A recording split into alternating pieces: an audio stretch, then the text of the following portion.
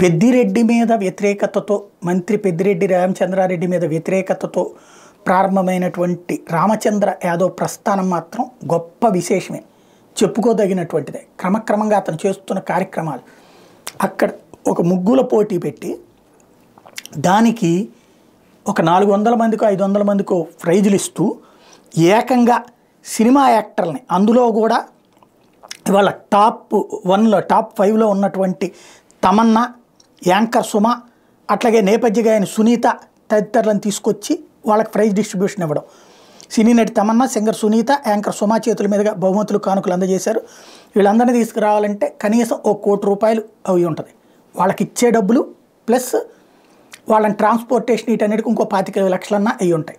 అంత ఖర్చు పెట్టి తీసుకురావడం అంటే పెద్ద చర్చనీయాంశమైంది. అసలు ఏంటి ఈయన సంపాదన ఏంటి ఈయన లక్ష్యం అన్నటువంటిది తెలియాల్సి ఉంది.